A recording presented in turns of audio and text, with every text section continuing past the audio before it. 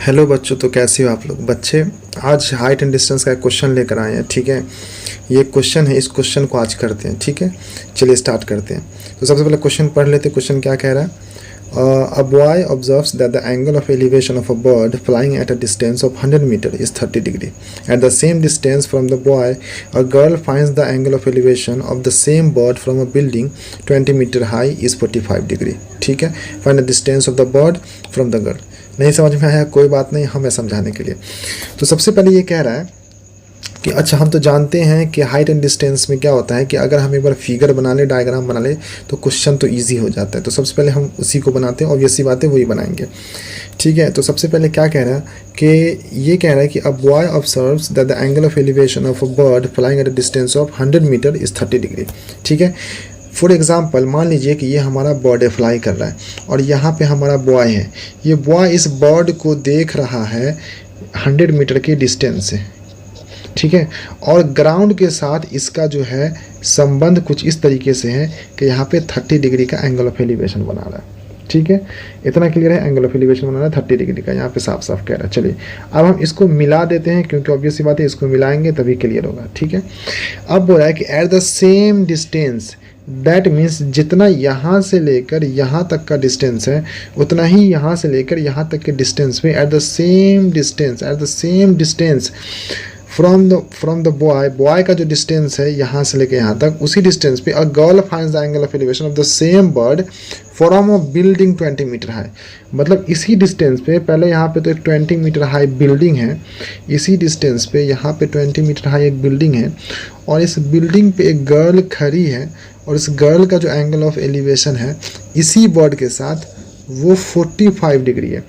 तो सबसे पहले तो हम यहाँ पे हॉरिजॉन्टल लेवल ड्रॉ करेंगे। हॉरिजॉन्टल लेवल ड्रॉ हो गया। अब इसी बर्ड के साथ इस गर्ल का जो यहाँ पे एंगल ऑफ एलिवेशन है वो कुछ 45 डिग्री बना रहा है। यहाँ पे साफ साफ 20 मीटर हाई बिल्डिंग है, उसके ऊपर 45 डिग्री का गर्ल का एंगल ऑफ एलिवेशन बना रहा है बर्ड के साथ। तो बोला find the distance of the bird from the girl. तो ये जो गर्ल है और ये जो बर्ड है, इनके बीच का जो ये जो डिस्टेंस है, ये जो डिस्टेंस ये हमें फाइंड करना है।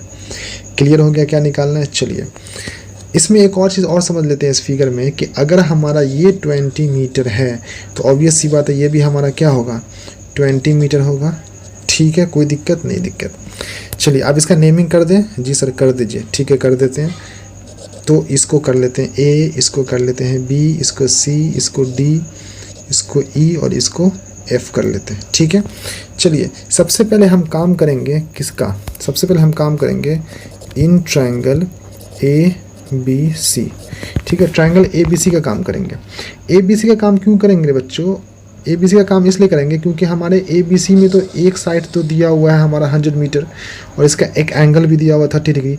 तो हमें सिर्फ क्या निकालना रहेगा? ए सी निकालना रहेगा। अब लोग सर ए सी क्यों निकाले? ए सी इसलिए निकालेंगे बच्चे क्योंकि ए सी में हमारा एफ सी दिया हुआ है। अगर पूरा ए सी हम निकाल लेंगे और ए सी में से एफ सी माइनस कर देंगे तो हमारा ए एफ निकल जाएगा। ये जो हमारा ए एफ है, ए एफ ये हमें निकल जाएगा, ताकि हम जब ए एफ निकलेगा तो दूसरा ट्रायंगल हमें आसानी हो जाएगा करने में। ठीक है, इतना क्लियर हो गया। अब हम जानते हैं कि अगर हम इस एंगल की बात करें, एंगल बी की, तो इसके सामने वाला जो साइड होगा ये हमेशा परपेंडिकुलर होगा। ठीक है, क्या होगा? अपोजिट साइड परपेंडिकुलर होता है। अब अगर हम इस वाले साइड को इंक्लूड करेंगे और इस वाले साइड को इंक्लूड करेंगे तो ये तो परपेंडिकुलर हो गया, ये हाइपोटेनियस हो गया। तो परपेंडिकुलर अपॉन हाइपोटेनियस वाला केस कौन से रेशियो के लिए हम यूज़ करते हैं? तो साइन के लिए यूज़ करते हैं। ठीक है, तो हम साइन यहाँ पे रेशियो यूज़ करेंगे ट्रिग्नोमेट्री का। ठीक है बच्चे, तो चलिए तो यहाँ पे हम साइन यूज़ करते हैं, वो भी कौन सा? 30 डिग्री, क्योंकि हमारा एंगल ऑफ एलिवेशन 30 है। ठीक है, ये हमारा होता है परपेंडिकुलर बाय हाइपोटेनियस। परपेंडिकुलर हमारा कौन सा है? ए सी है, बहुत अच्छे। उसके बाद हमारा हाइपोटेनियस क्या है? ए बी है, बहुत अच्छे। इतना क्लियर है? जी सर क्लियर है। ठीक है, अब साइन 30 की वैल्यू क्या होती है?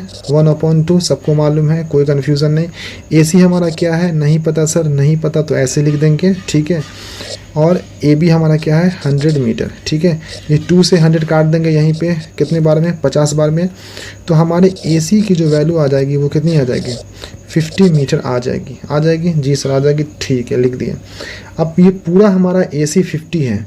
अब अगर हमारा ए सी 50 है, 1 सेकेंड, तो हमें ए एफ निकालना है। तो ए एफ निकालने के लिए हम क्या करेंगे?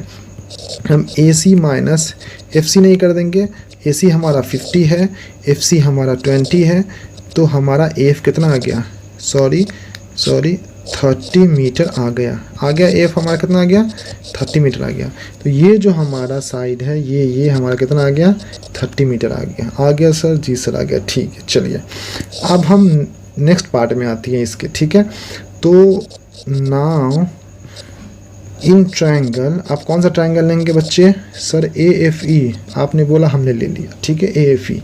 AFE में अगेन इस वाले एंगल की बात हो रही है, तो इसके अपोजिट वाला हमेशा क्या होगा, परपेंडिकुलर, और परपेंडिकुलर हमारे पास आ गया है 30 मीटर। हमें क्या निकालना है, इसका हाइपोटेनियस, यही तो निकालना है ना बच्चे।